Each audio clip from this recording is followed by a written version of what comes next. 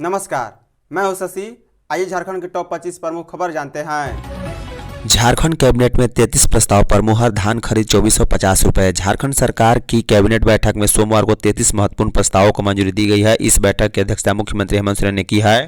बैठक में धान खरीद दर से लेकर अवकाश, मेला महोत्सव, सड़क निर्माण, विश्वविद्यालयों, स्वास्थ्य और खनन से जुड़े कई अहम फैसले लिए गए। झारखंड की कैबिनेट सचिव वंदना दादेल ने सोमवार को बताया है कि राज्य सरकार अब किसानों से 2450 रुपये प्रति क्विंटल की दर से धान की खरीदारी करेगी।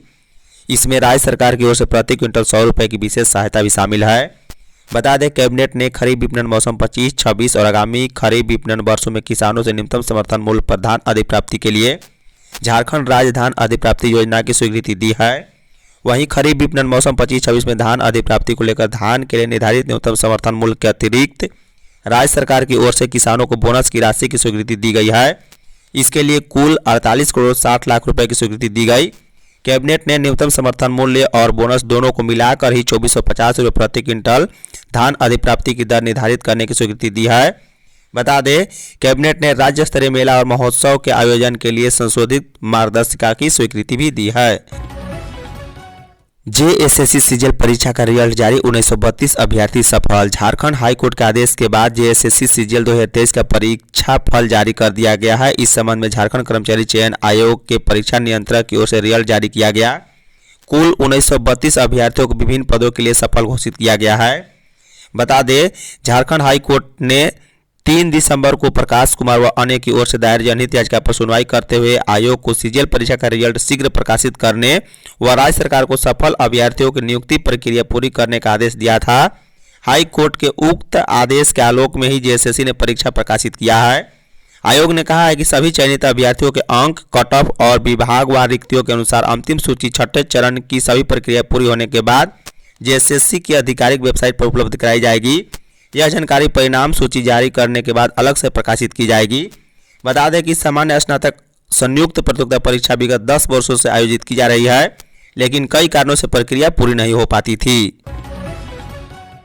झारखंड में धान की खरीद 15 दिसंबर से 2450 रुपये प्रति क्विंटल। झारखंड में हेमंत सोरेन सरकार किसानों से न्यूनतम समर्थन मूल्य पर धान की खरीद करेगी, साथ ही प्रति क्विंटल 81 रुपये बोनस भी देगी।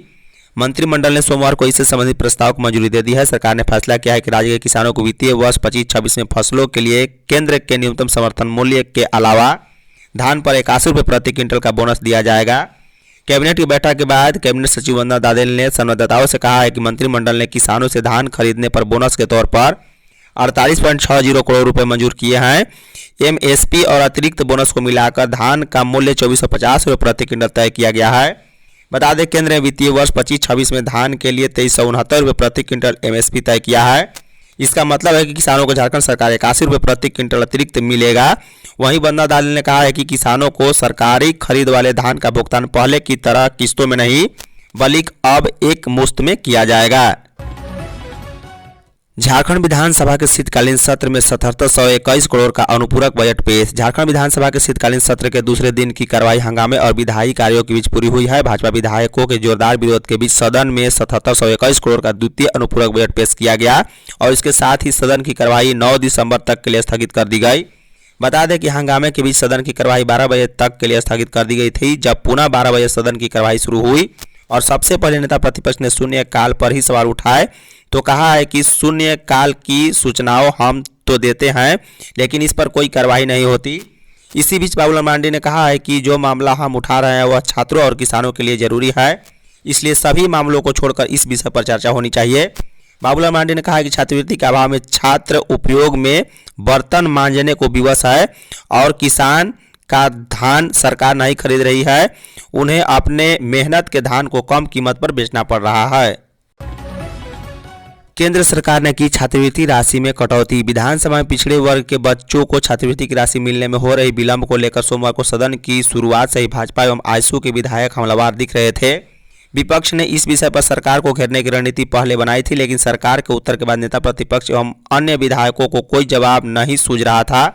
सरकार ने जब वर्षवार केंद्र सरकार के द्वारा छात्रवृत्ति की राशि में हो रही कटौती को रखा एवं वित्तीय वर्ष 25-26 में 370 करोड़ रुपए की मांग के विरुद्ध शून्य राशि प्राप्त होने की बात सदन के सामने रखी तो विरोध करने वाले विपक्षी विधायक बैकफुट पर आ गए। ऐसा लगा जैसे विपक्षी नेताओं ने होमवर्क सही तरीके से नहीं कर रखा था। बता दें कि छात्रवृत्ति की राशि का भुगतान का विषय अब केंद्र सरकार के हवाले है। मंत्री सुदीव्य कुमार की तरह कल्याण मंत्री चमरा लिंडा ने भी राज्य के SC, ST और OBC विद्यार्थियों की लंबित छात्रवृत्ति के लिए केंद्र सरकार को जिम्मेदार ठहराया। उन्होंने मीडिया से बात करते हुए कहा कि प्री मैट्रिक एवं पोस्ट मैट्रिक छात्रवृत्ति में केंद्रांश की राशि जो राज्य सरकार को मिलनी चाहिए वह नहीं मिल पा रही है।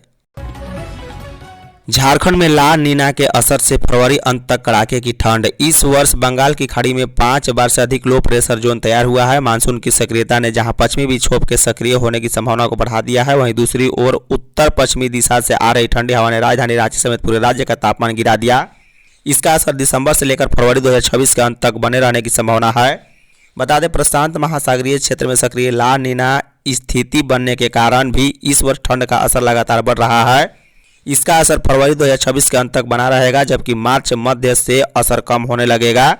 बता दें दिसंबर माह में ला नीना की गतिविधियों की संख्या में वृद्धि के संकेत हैं, जिससे पश्चिमी विक्षोभ के अधिक सक्रिय होने की संभावना है।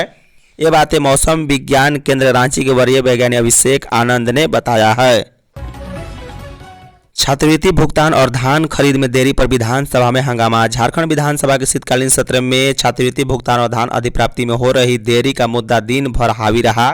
जैसे ही कार्यवाही आरंभ हुई, भाजपा विधायकों ने दोनों प्रमुख विषयों पर सरकार के खिलाफ जोरदार विरोध दर्ज कराया। भाजपा सदस्य आसन के समक्ष पहुंचकर नारेबाजी करने लगे। उनकी मांग थी कि जब तक छात्रवृत्ति और धान खरीद पर सरकार स्पष्ट जानकारी नहीं देती तब तक सदन की कार्यवाही आगे न बढ़ाई जाए। भाजपा के इस विरोध का जवाब सत्ता पक्ष के विधायकों ने जवाब में दिया। वे भी आसन के सामने पहुंचकर नारेबाजी करने लगे। कुछ देर तक दोनों पक्षों के बीच जारी नारेबाजी के कारण सदन का माहौल तनावपूर्ण हो गया। स्थिति को नियंत्रण करने के लिए अध्यक्ष ने कार्यवाही दोपहर 12 बजे तक के लिए स्थगित कर दी थी। बता दें दोपहर बाद सदन की कार्यवाही दोबारा शुरू हुई। शून्यकाल की सूचनाएं ली जा रही थी, लेकिन भाजपा विधायकों का विरोध थमने का नाम नहीं ले रहा था। पलामू में इलाज के बहाने महिला से दुष्कर्म, झोला छाप डॉक्टर गिरफ्तार। पलामू के छतरपुर थाना क्षेत्र में एक महिला के साथ इलाज के बहाने दुष्कर्म किए जाने का मामला सामने आया है। पीड़िता ने पुलिस को दिए अपने लिखित आवेदन में बताया है कि वह अपने बच्चे के साथ ससुराल नौडीहा बाजार में रहती है, जबकि उसके पति बाहर काम करते हैं। बच्चे की तबीयत खराब होने पर वह अक्सर छतरपुर थाना क्षेत्र के ग्राम हुटगुंग दांग स्थित झोला छाप डॉक्टर संजय कुमार के क्लिनिक में इलाज कराने जाती थी। छतरपुर थाना प्रभारी प्रशांत सिंह ने सोमवार को पत्रकारों को बताया है कि बीते 5 दिसंबर को बच्चे की तबीयत बिगड़ने पर पीड़िता संजय कुमार के क्लिनिक गई। आरोप है कि संजय कुमार ने बच्चे को देखकर कहा कि उसे सर्दी है और मशीन से भाप दिलाने के लिए क्लिनिक के बगल स्थित अपने घर में ले जाने को कहा। वहीं पीड़िता का आरोप है कि घर के अंदर ले जाकर संजय कुमार ने दरवाजा बंद कर उसके साथ बलात्कार किया है और किसी को न बताने की धमकी दी। घटना के 2 दिन बाद 7 दिसंबर को पीड़िता ने पूरी जानकारी पुलिस को दी है। रेलवे का नियम ब्लॉगिंग और वीडियोग्राफी पर लगा बैन। रेलवे प्रशासन ने ड्यूटी के दौरान कर्मचारियों द्वारा सोशल मीडिया के लिए वीडियो बनाने, ब्लॉगिंग करने और किसी भी प्रकार का कंटेंट तैयार करने पर सख्त नाराजगी जताते हुए इसे तत्काल प्रभाव से प्रतिबंध कर दिया है। प्रधान मुख्य परिचालन प्रबंधक गार्डन रीच कोलकाता की ओर से आदेश जारी करते हुए कहा गया है कि ड्यूटी के समय में ऐसी गतिविधियां न केवल गंभीर सेवा आचरण का उल्लंघन है, बल्कि सुरक्षा और गोपनीयता के लिए भी बड़ा खतरा बन गई है। आदेश में स्पष्ट रूप से उल्लेख किया गया है कि रेलवे के किसी भी परिसर जैसे स्टेशन, कार्यशाला, कंट्रोल रूम, कार्यालय, ट्रेन यार्ड या किसी भी प्रतिबंधित क्षेत्र में ब्लॉगिंग, वीडियोग्राफी, फोटोग्राफी या इंटरनेट वीडियो के लिए किसी भी प्रकार की रिकॉर्डिंग को पूर्णतः प्रतिबंध किया गया है।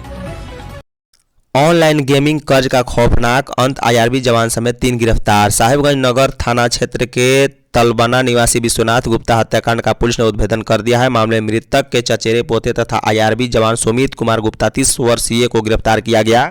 सुमित ने बिहार के मधेपुरा निवासी अपने दोस्त और IRB 8 में कार्यरत जवान अमन कुमार जायसवाल के साथ मिलकर लूट के उद्देश्य से इस वारदात को अंजाम दिया था। दोनों ने साइबर अपराधी सोहित कुमार राउत निवासी हटिया टोला की भी सहायता ली थी। तीनों को पुलिस ने जेल भेज दिया है। बता दें कि साहिबगंज के SP अमित कुमार सिंह ने सोमवार को अपने कार्यालय में PC कर घटना की पूरी जानकारी दी। उनके अनुसार आरोपियों से 1,24,000 रुपये नगद, आभूषण, बैंक दस्तावेज, 7 मोबाइल और 1 पिस्टल समेत 4 जिंदा कारतूस भी बरामद किए गए हैं। बिहार के मुख्यमंत्री नीतीश कुमार आएंगे झारखंड। बिहार के मुख्यमंत्री एवं जदयू के केंद्रीय अध्यक्ष नीतीश कुमार अगले वर्ष 2026 में झारखंड का दौरा करेंगे। इस दौरान वे पार्टी के नेताओं से मुलाकात करेंगे और झारखंड में जदयू गठबंधन को मजबूत करने को लेकर रणनीति तैयार करेंगे। पार्टी नेताओं को भी इस दौरे के लिए आवश्यक तैयारी शुरू करने को कहा गया है। जदयू धनबाद जिला अध्यक्ष पिट्टू कुमार सिंह ने सोमवार को पटना स्थित मुख्यमंत्री आवास पहुंचे, जहां उन्होंने मुख्यमंत्री नीतीश कुमार से मुलाकात की। उन्होंने मुख्यमंत्री को 10वीं बार बिहार की बागडोर संभालने और विश्व रिकॉर्ड में नाम दर्ज होने पर बधाई दी। बता दें, पिट्टू कुमार सिंह ने बताया कि नीतीश कुमार ने अपने राजनीतिक सफर में कई उतार चढ़ाव देखे। वर्ष 2000 में पहली बार मुख्यमंत्री बनने से लेकर अब तक वे लगातार विकास और सुशासन के मुद्दे पर पहचान बनाते रहे हैं।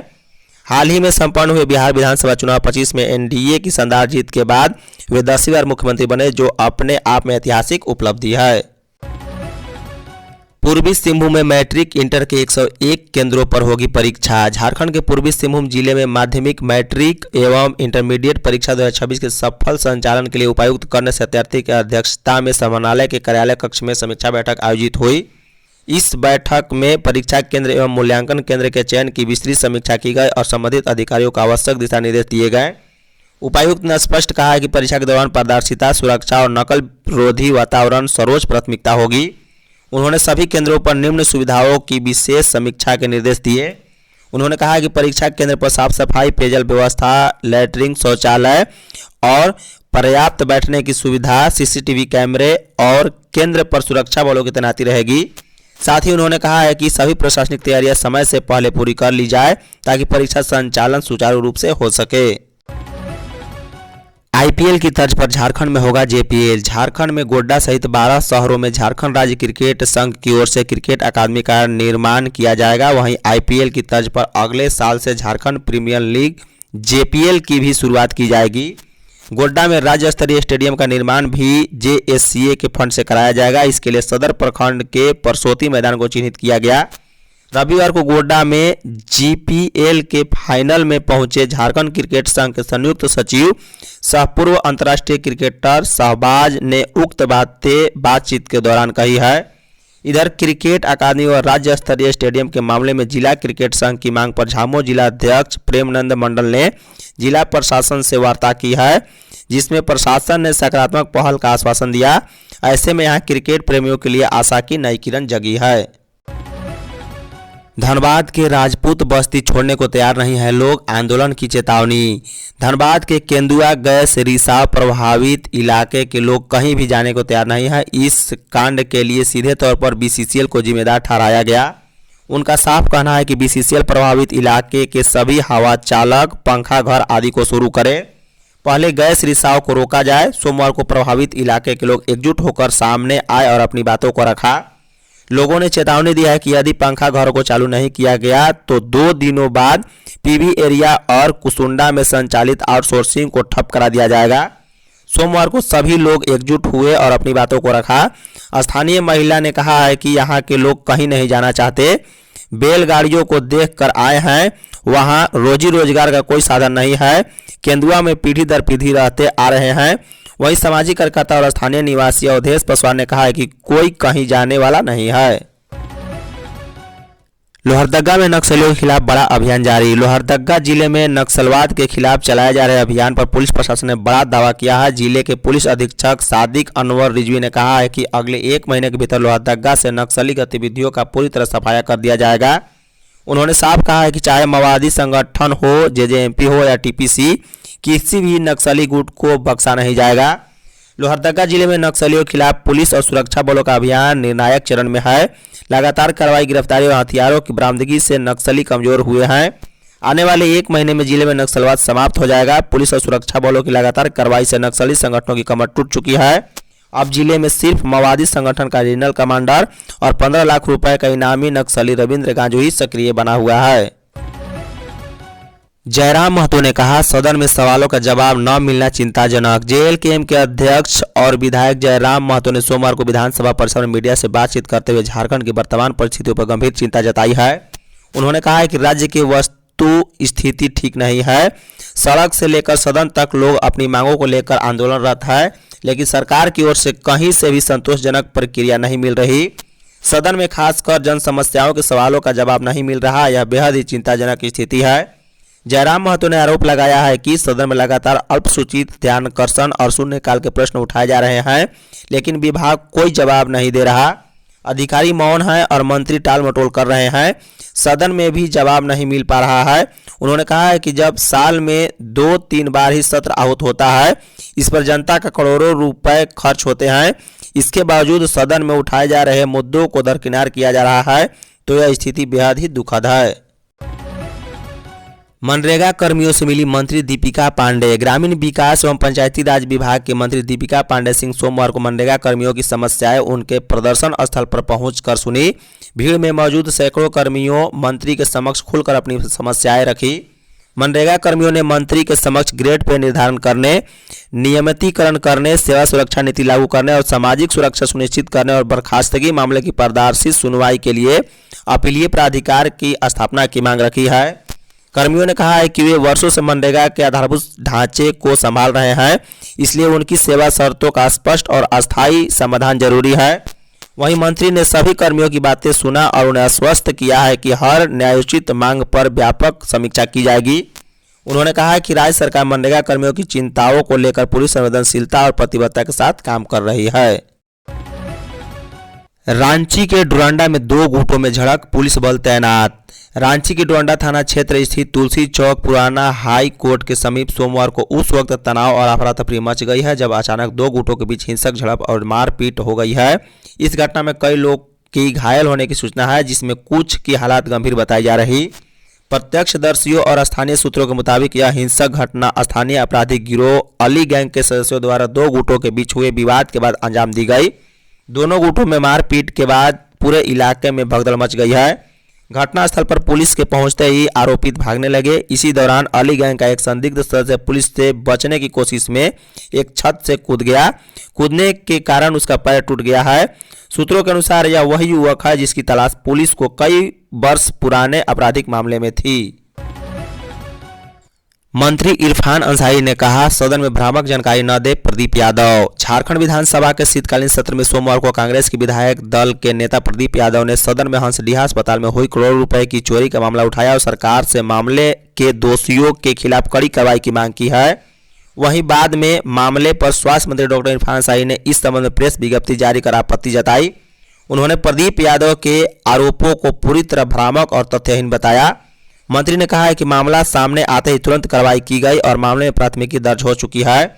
उन्होंने कहा है कि इस मामले में पुलिस जांच कर रही है, किसी भी स्तर पर मिलीभगत का कोई प्रमाण नहीं मिला है।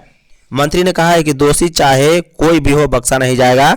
मंत्री ने प्रदीप यादव पर निशाना साधते हुए कहा है कि सदन में इस तरह की भ्रामक और बढ़ा चढ़ाकर पेशी की गई जानकारी रखना उचित नहीं। उन्होंने कहा कि प्रदीप यादव उनके वरिष्ठ नेता हैं और उनकी बातों को लोग महत्व देते हैं। लेबर कोड रद्द कराने के लिए 10 को विधानसभा के समक्ष प्रदर्शन। मजदूर संगठन एकटू मजदूर विरोधी लेबर कोड को रद्द कराने के लिए 10 दिसंबर को विधानसभा के समक्ष प्रदर्शन करेगा। इस प्रदर्शन को सफल बनाने के लिए सोमवार को रामगढ़ पार्टी कार्यालय में बैठक का आयोजन किया गया। मौके पर एकटू के जिला सचिव अमल ने कहा है कि 10 दिसंबर को झारखंड विधानसभा के समक्ष 1 दिवसीय धरना प्रदर्शन आयोजित किया गया है। उन्होंने कहा है कि केंद्र सरकार की ओर से पिछले 21 दिसंबर से 4 लेबर कोड की अधिसूचना जारी कर लागू कर दिया गया। उन्होंने कहा है कि यह काला कानून मजदूरों की गुलामी का दस्तावेज है। उन्होंने कहा है कि यह लेबर कोड साफ तौर पर देश के मेहनतकश मजदूरों के साथ कपटपूर्ण धोखा है। उन्होंने झारखंड विधानसभा में हेमंत सरकार की ओर से इस 4 लेबर कोड बिल को ध्वनि मत से खारिज करने की मांग की, जो केंद्र सरकार के खिलाफ सख्त कदम होगा। झारखंड प्रदेश संयुक्त शिक्षक मोर्चा की बैठक। झारखंड प्रदेश संयुक्त शिक्षक मोर्चा की राज्य स्तरीय बैठक सोमवार को भारतीय मजदूर संघ धुरवा कार्यालय में आयोजित हुई है। बैठक की अध्यक्षता प्रांत संयोजक आशुतोष कुमार और संचालन मोर्चा के प्रदेश संयोजक अमीन अहमद ने किया। बैठक में झारखंड उच्च न्यायालय की ओर से शिक्षकों को उत्क्रमित वेतनमान देने के आदेश पर खुशी जताई है। मौके पर मोर्चा ने शिक्षा विभाग और राज्य सरकार से आग्रह किया है कि न्यायालय के आदेश का निर्धारित समय सीमा में पूर्ण अनुपालन सुनिश्चित होना चाहिए। प्रदेश संयोजक अमीन ने बताया है कि छठे वेतन आयोग ने शिक्षकों के मूल वेतन 4500 से 7000 को उत्क्रमित कर 6500 से 10,500 करने की अनुशंसा की थी, लेकिन लंबे समय तक इसका लाभ शिक्षकों को नहीं मिला है। गोवा अग्निकांड में मारे गए झारखंड के 3 युवकों का शव रांची पहुंचा। गोवा के एक नाइट क्लब में गैस सिलेंडर विस्फोट से लगी आग में मारे गए झारखंड के 3 युवकों के शव सोमवार को रांची एयरपोर्ट पर पहुंच गए। यहां पूर्व शिक्षा मंत्री बंधु तिर्की ने पीड़ित परिवारों के साथ पहुंचकर मृतकों लापुंग प्रखंड के फतेहपुर गांव के 2 सगे भाई प्रदीप महतो और विनोद महतो और खुट्टी के कारा निवासी मोहित मुंडा को श्रद्धांजलि अर्पित की है। एयरपोर्ट से परिजन शवों को पैतृक गांव ले गए, जहां फतेहपुर और गोविंदपुर में बड़ी संख्या में ग्रामीण अंतिम दर्शन के लिए उमड़ पड़े। पूरे क्षेत्र में शोक का माहौल रहा और लोगों ने नम आंखों से युवकों को विदाई दी है। बता दें, पूर्व मंत्री बंधु तिर्की ने घटना को बेहद दुखद जताते हुए कहा है कि रोजगार के लिए हो रहा पलायन झारखंड के लिए अभिश्राप बनता जा रहा है।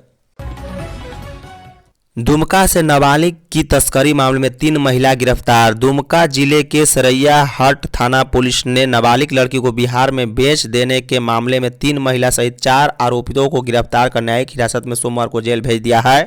जानकारी के अनुसार बीते 6 दिसंबर को उक्त पीड़िता के दादा ने थाना में लिखित आवेदन दिया था। आवेदन में बताया गया है कि उसकी पोती 1 माह पूर्व सिलाई सीखने की बात बोलकर घर से निकली, जो वापस नहीं लौटी। काफ़ी खोजबीन किया पर कहीं पता नहीं चला। इसी संदर्भ में थाना में सनहा दर्ज किया गया।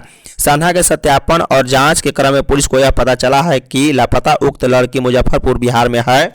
इसकी सूचना थाना प्रभारी ने वरीय पदाधिकारी को दी। वरीय पदाधिकारी के निर्देश पर थाना प्रभारी ने अविलंब टीम तैयार कर उक्त लापता नाबालिग की खोजबीन के लिए मुजफ्फरपुर के लिए टीम को भेजा। इसी क्रम में 6 दिसंबर को ही रात्रि में वादी ने थाना में आकर बताया कि उसकी पोती को 80,000 रुपये में सरैयाहाट मरकुंडा गांव के मोसमात चुकड़ी देवी और बागुडीह के पार्वती देवी और गोड्डा के पिंकी देवी उर्फ प्रियंका देवी ने मोतिहारी जिले के गांव के अरुण सिंह को बेच दिया है।